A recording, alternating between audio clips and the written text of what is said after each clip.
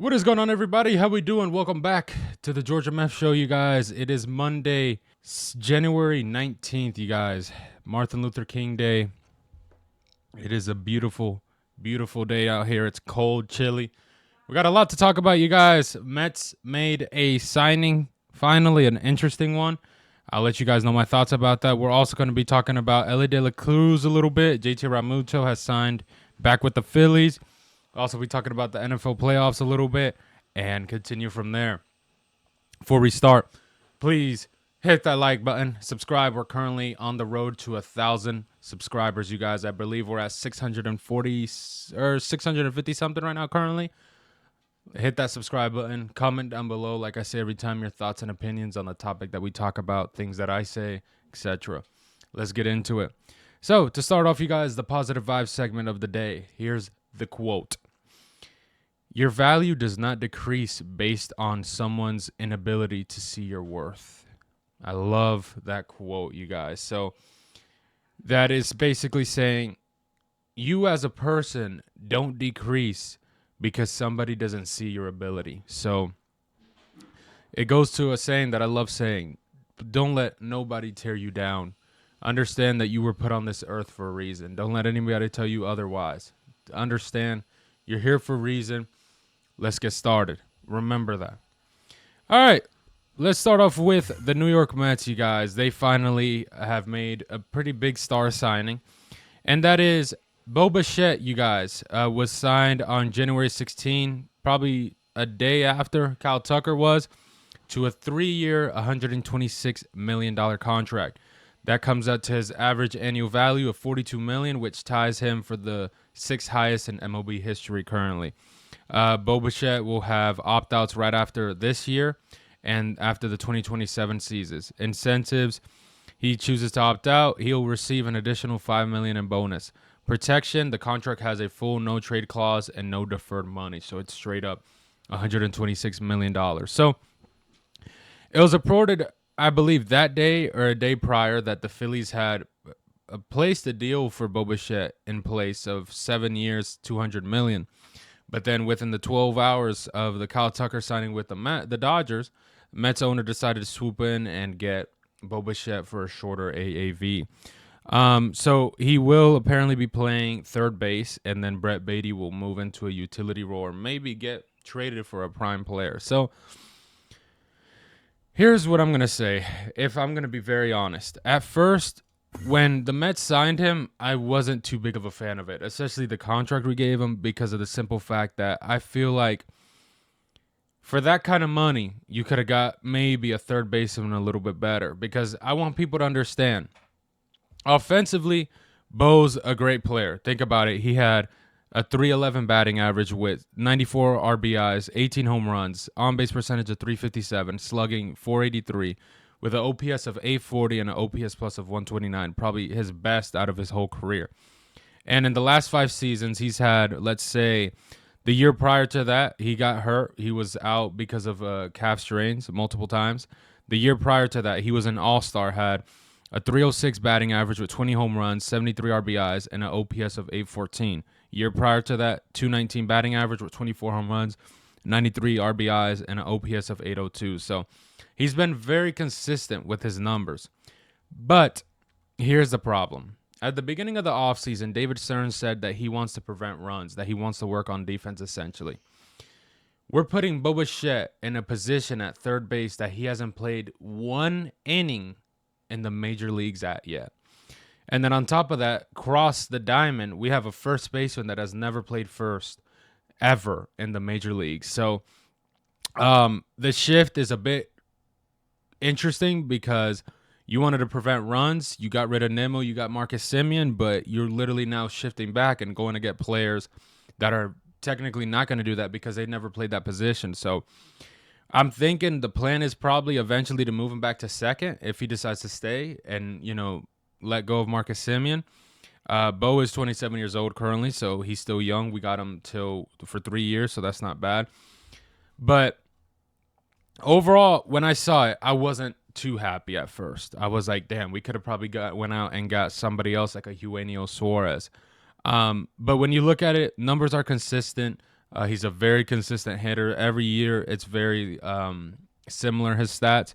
I believe he this is a player that doesn't strike out. Literally had less than 100 strikeouts this whole season. Good signing. There's obviously still some work we have to do, like with the outfield. The rotation is still questionable. If I was them, I would be definitely interested in getting Framil Valdez. That bullpen is still something like a scratch header because really all you got is Devin Williams to really talk about right now. So I really want to see what they're going to do. But listen, good signing. Not too long of a deal, too. He's only 27 years old. I like it. Let's see how it plays out.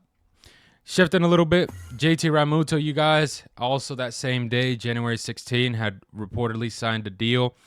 I guess after the Phillies saw that they were unsuccessful to bring back or sign Bo, they decided to bring back JT Realmuto on a 3-year, $45 million contract with an average annual value of $15 million. This deal includes $5 million in annual performance bonuses, bringing the total potential to $60 million. The contract keeps him through his age 37, you guys. So, when I saw this, I was really a bit not surprised. I think, JT fits really well for the Phillies. Obviously, this past year, he still did all right for a cat, or pretty good for a catcher. He had a 257 batting average with 12 home runs and 52 RBIs in 134 games. His postseason, he was batting a 353 with an on-base percentage of 1.118 during their run. Despite his age, he still leads the majors in 132 games caught, and he had basically led the National League with a 3.45 catcher's ERA. His pop time continues to lead in MLB's average pop time to second base, which is 1.83 seconds. So essentially, he's still playing at that elite level right now currently, even with that age. I think, if I'll be honest, I think that was a good job by the Phillies bringing him back. JT is still being a very productive catcher.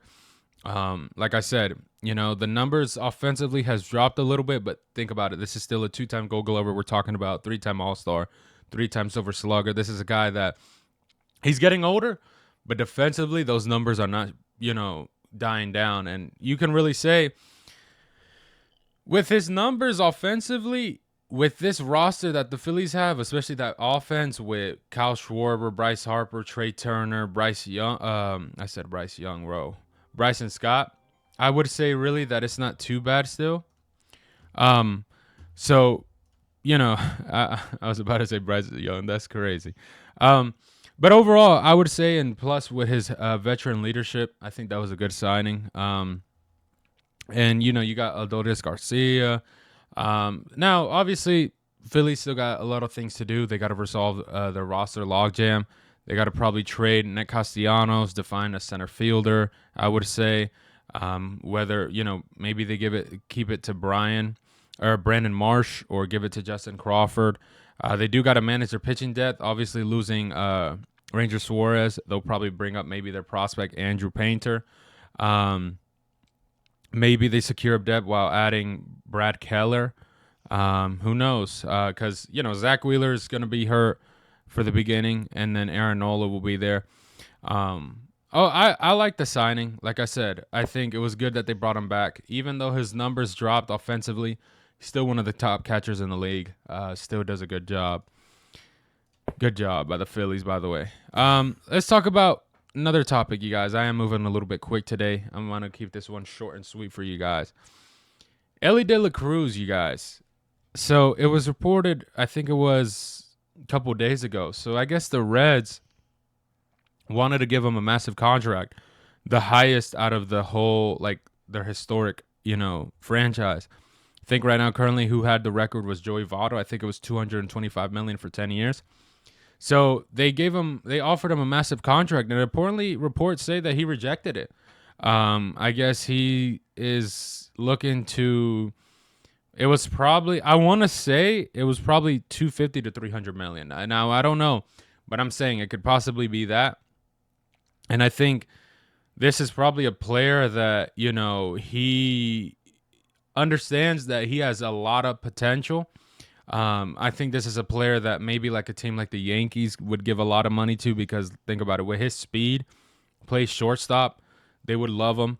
I know he has a very big market. Like, this is a guy that if he bolsters up his stats and he gets, a little bit better with hitting the ball and being more consistent and with his speed and glove, you guys, I'm telling you, Ellie De La Cruz has potential to be a 500 million plus player.